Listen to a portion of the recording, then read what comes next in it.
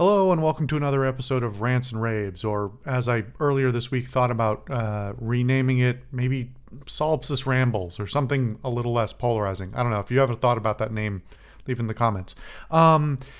So this topic, as put in the title, probably already speaks for itself. I considered not making this video at all for a whole bunch of reasons that will probably be readily apparent.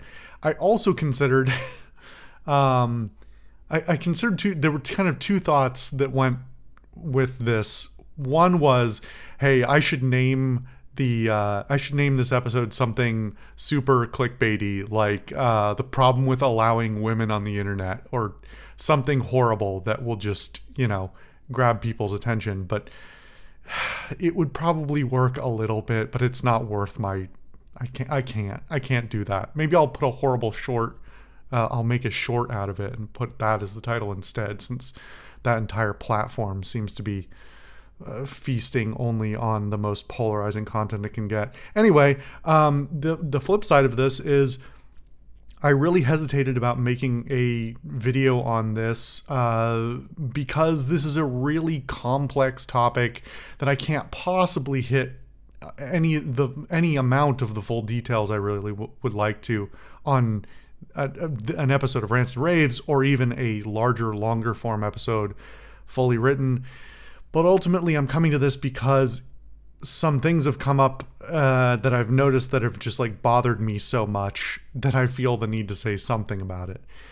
Maybe I'm screaming into the void, but maybe it's therapeutic. Anyway, I feel like I need to start off this with a bit of context and a bit of an admission of ignorance. I think that's always important no matter what you're talking about, but especially on a sensitive topic like this, I think it's particularly pertinent. And that is to say that the older I get, the more I come to understand, and as a result be horrified by the conduct that people have to deal with on a daily basis. And in this particular context, I'm particularly referring to women's experiences just living in the world, trying to be normal people. I went from, I won't give you the full rundown, but I went from, in my childhood thinking, early teenage years thinking, oh, the kind of conduct you see in TV and movies, the way women are treated, that's framed as bad, that's over the top, right? That's absurd. That kind of stuff doesn't actually happen, to, oh, it happens, but maybe not as frequently as you'd think, to, oh no, it happens and it's worse and it's more common than you think, and so on and so forth. And I think that's part of the process of growing up, is hopefully you widen your horizons and realize, maybe not, hopefully you're not realizing that the world is just worse and worse, but at least you have a broader view and a broader understanding of what other people go through. And so I happened to be lucky enough to grow up in a time and place, an area where a lot of those behaviors that other people were experiencing, I was not even, if I asked people I knew, those weren't experiences those people had necessarily had. And that's a luck or area of privilege for sure. But, as I've gone through being a late teenager all the way through, many years of adulthood now, it's hit me just how bad it continues to be, and how, yes, maybe things have improved quite a bit from a long time ago, but that it's kind of embarrassing where we are right now when it comes to all kinds of discriminatory behavior. Anyway, that's a long prelude. The rest of this episode is going to be framed in a fairly heteronormative way, because I think that's the appropriate way to talk about this. But that's not to say that this behavior doesn't also exhibit itself in reverse, where the roles are reversed between men and women, or in non-heteronormative scenarios. Same behaviors are pertinent in it's relevant to be aware of in other contexts as well. This just happens to be by far the context of which it happens the most. And man, it is hard to unpack, pick a tiny corner of this to unpack. So I guess I'll talk about what experiences I've had recently that have really pointed me again towards something that doesn't necessarily surprise me, but sort of alarms me at the state that we're in. And this basically comes from two things. I've been watching some streamers and I've been playing some games, and nobody is surprised by that, but it has brought to light yet again some behaviors that I thought at least since my late teens had gotten better. That the behaviors of gamers had improved. I'm using big air quotes, gamers. That for those of us who are a little bit older, we all have the meme of the Xbox COD lobby in, the late 2000s.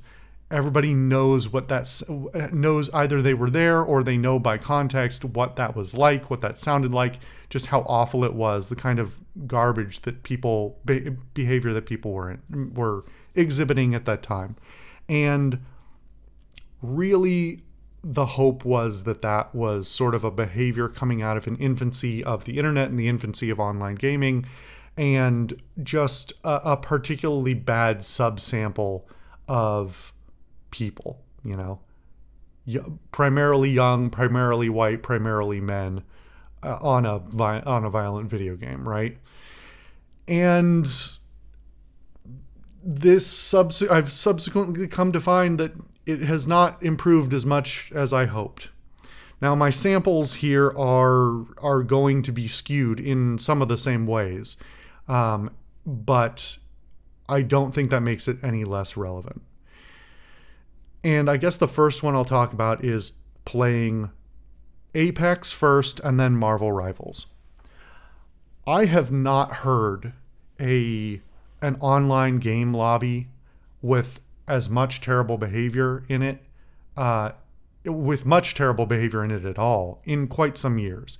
And while I don't spend a huge amount of my time playing online games, and I spend even less of it in shooters, and certainly not with voice chat on if I can usually avoid it, that I don't have the greatest prior sample.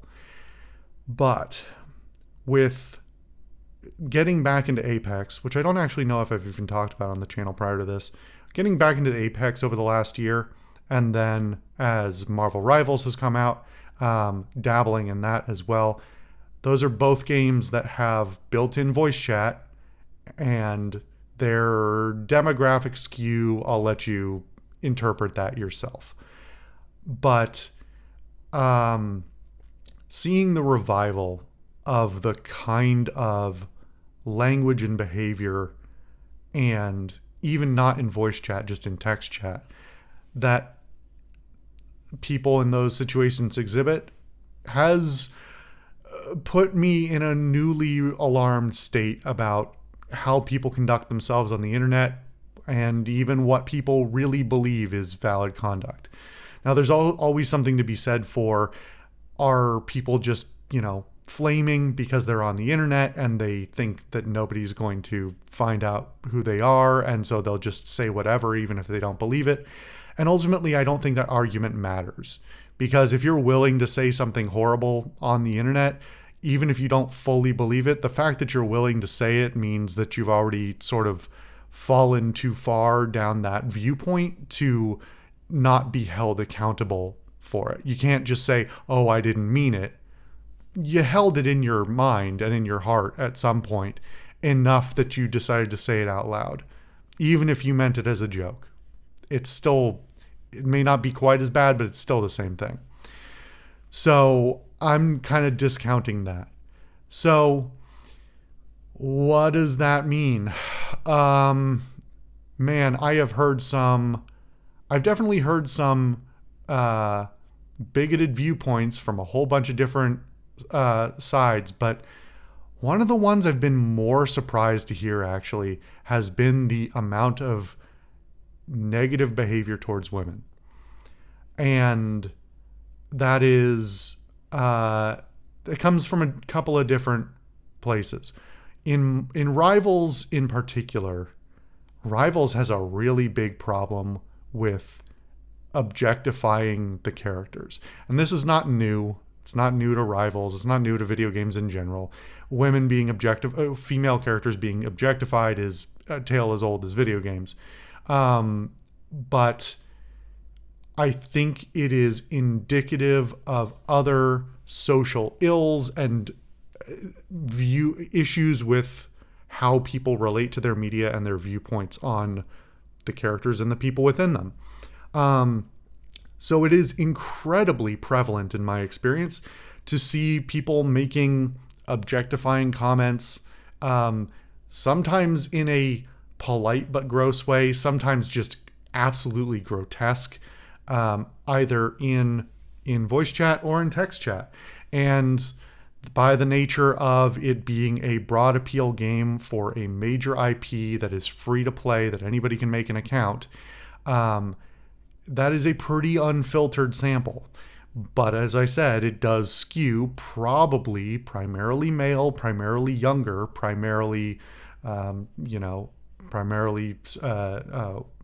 white, I would guess. I think that's probably less true than it was 15, 20 years ago, but I would say it's probably still primarily in that zone. I'd like to know if they actually have demographic data. And that then immediately creates a hostile environment for a lot of people. It's a hostile environment for any well-meaning person, I would say, who doesn't think that's how you should address people, and that it's just kind of gross to, even if you have those thoughts, to openly share them, or encourage other people to view people the same way. But especially, as not a woman myself, but it does create an especially hostile environment for women, because more than ever, there are plenty of women playing video games, and there are plenty of women who are playing video games online in spaces that have historically been dominantly male. And there are plenty of those women who are also very good at those games. We'll get back to that bit in a minute. And so if you are a woman walking into proverbially walking into a lobby, and the first thing you see or hear in chat is somebody saying something, objectifying about female characters, what's your reaction going to be?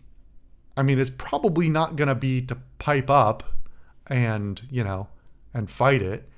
And whether or not you were interested in engaging with the chat, which this is a game that does encourage and makes good use of having voice chat, especially if you want to play at a high level, it's definitely going to be a discouraging thing to hear. It's definitely not going to make you feel welcome, like you are going to be respected if you open your mouth and your voice is heard, or if anybody can in any way identify you as being female. This is also something I've noticed, but to a lesser extent, in Apex. I can't actually remember whether Rivals has chat open or push to talk by default. I think it's push to talk on PC by default. I think it might be open by default on console. And this is where Apex is probably the place I've noticed a particular behavior more, which is that if you are female and you do pipe up, there's a good chance and you're playing with, in public queue, and you're not playing with, friends, there is a good chance that somebody on your team identifying you as female will get them to say some dumb shit to you.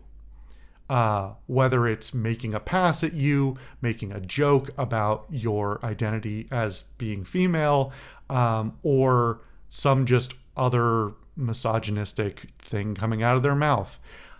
And that's going to be incredibly discouraging as well as just being overtly harmful to your psyche and willingness to play the game and willingness to want to be anywhere near men in general. And if like there's just I can't even get into all the layers of how awful this must be. And again, I'm talking from an outsider perspective. This is bothersome to me personally for a whole bunch of reasons. And not the least of which is there are lots of women in my life and always have been. There are women in every man's life. They may not necessarily want to be there, but like women are more than half the population and they are involved in the everyday lives with men all the time. I happen to have a lot of friends who are women as well. And there are games I cannot in good conscience advise them to play. Or at least that I have hesitations about, because I'm like, this is a hostile environment for somebody who could be identified and targeted. I can't in good conscience, or at least need to like provide warnings to even suggest those things. It alarms me for so many other reasons. Just the idea that this is the mentality that a lot of men are carrying around all the time. That this is normal. These are fine things to say or think even. And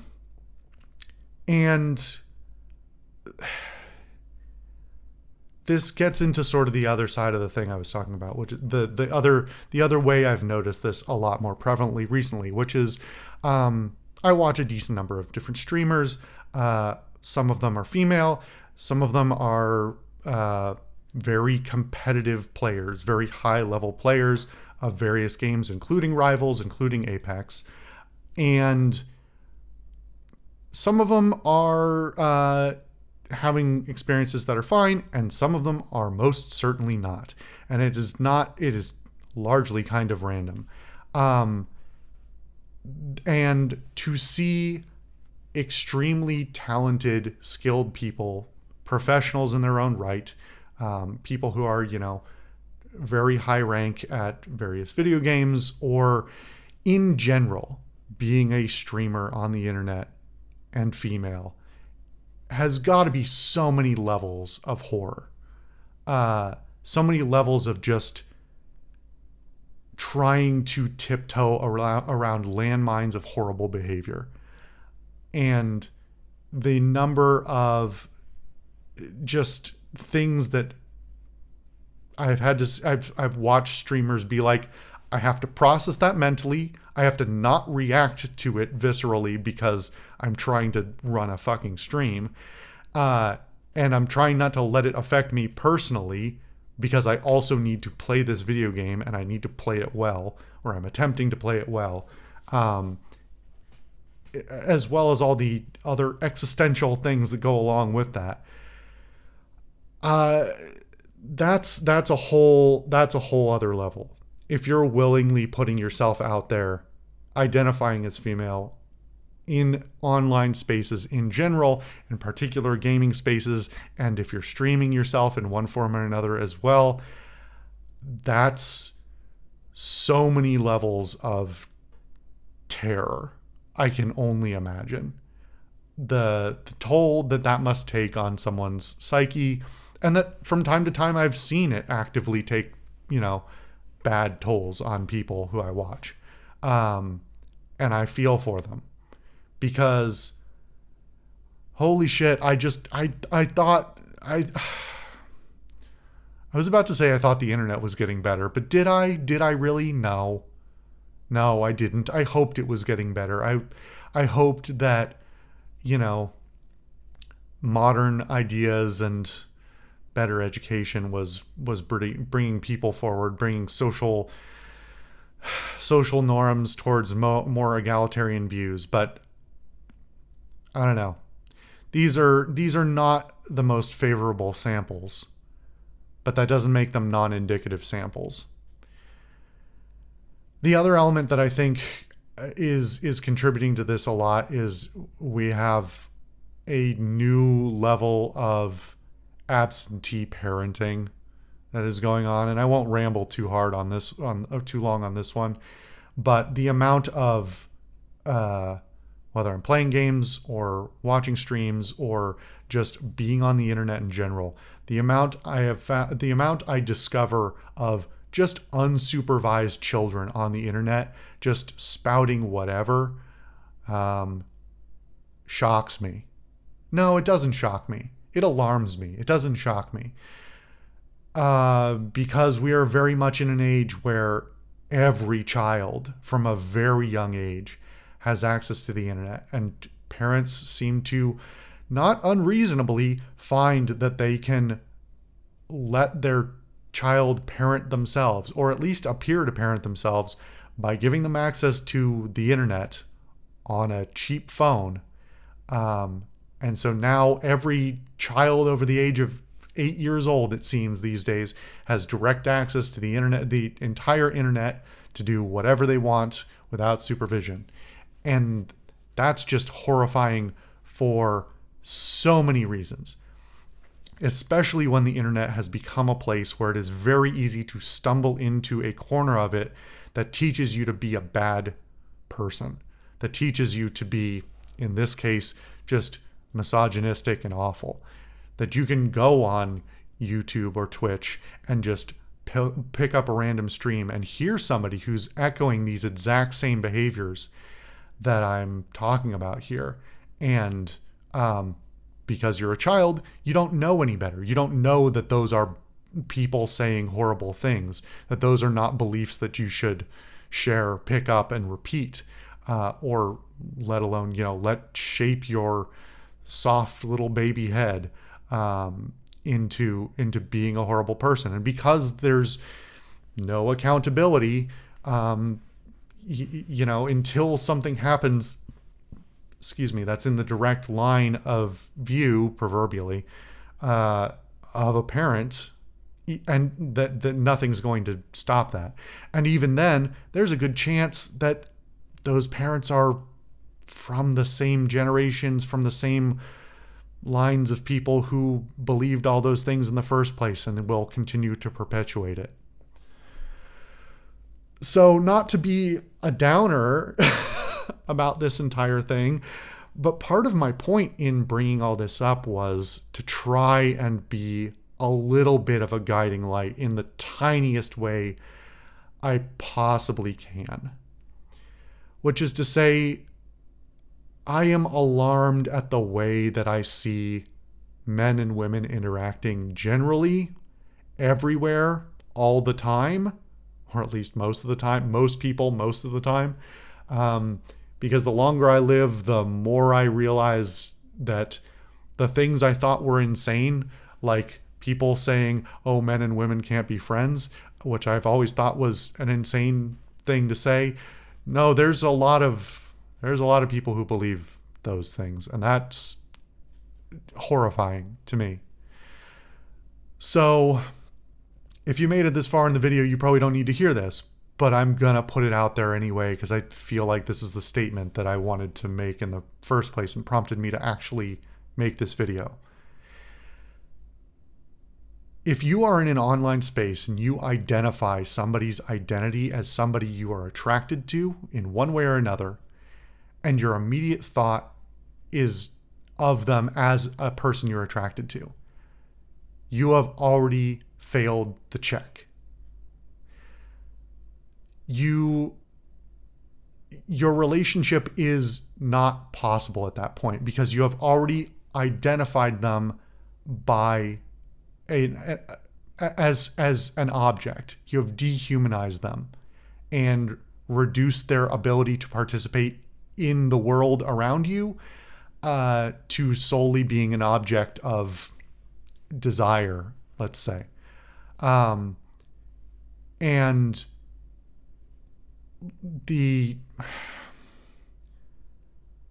at that point, there's nothing else to be done. This isn't necessarily a fault. I'm not even going to pretend that I am totally immune to this, because Culturally, we are programmed to view people in different ways based on different criteria that we identify them by. And you shouldn't take this personally for that same reason. But if your first reaction to seeing somebody you identify as potentially attractive is to treat them as somebody who is attractive rather than to treat them by the context in which you meet them, that's something you need to identify and fix, work on. Identify your bias and the reason why that is your reaction. Because whether it's in a workplace or a public space, whether it's a social relation or a service relationship, or you're just socializing in general, you can't have that relationship to another person off the bat. You can't. They're not a person to you at that point. They're an object. You have to meet them as another human being where they are. If you're playing a video game and you hear somebody's voice and you don't just hear another player, you've already screwed up. So think about yourself and your own reaction. Think about the culture around you and the people who have taught you those things. Because whether you recognize it or not, somebody taught you how to have that reaction. You don't necessarily need to know who it was. It was probably culture in general. But those are things that we all have to identify and correct in ourselves, and then help the people we know to correct as well, and to say, that's not okay. That's not how you can look at another person like that. Like, it's not, you don't have to feel horrible for being attracted to somebody, but you can't immediately jump to that behavior, because all you do is build a hostile environment for everyone. Maybe less so for you, but you won't notice how much you've isolated your own life. So, I don't know. Have I gotten that whole thought out? I suppose so. Please, be a good person, whether it's on the internet or in person. Don't objectify other people. Can't believe I have to say these things. Treat people with respect, as equals. Just try and be better than your parents. I guess that we'll go with that. Our culture is not healthy, but it's up to us to fix it. It's up to us to put up better behaviors and to hold ourselves and the people we know accountable, and to protect the people who aren't always able to protect themselves. Anyway, this one's kind of somber, but it's been on my mind a lot, and I hope for obvious reasons. Thank you for coming to another episode of Rants and Raves. I've been the Social Solipsist. I'll see you guys next time.